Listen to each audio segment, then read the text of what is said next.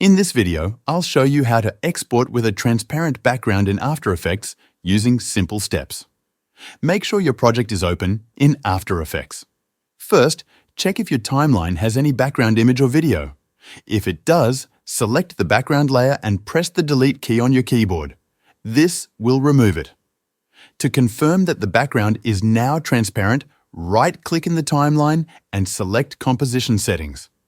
Now, change the background color. If the whole timeline changes color, that means there is no background layer and you are ready to export. Leave the composition background as black and now go to the top menu bar. Click on File, then hover over Export and select Add to Render Queue.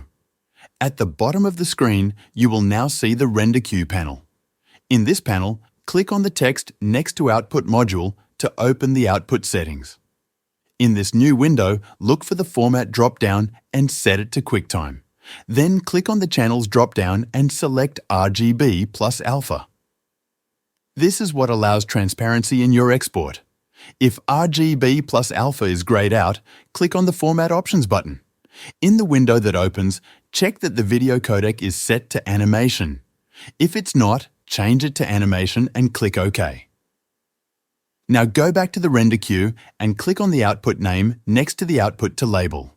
This is where you choose the location to save your file. Pick your folder and click Save. Now you are ready to export. Click on the Render button and After Effects will export your video with a transparent background. That's how you export with a transparent background in After Effects.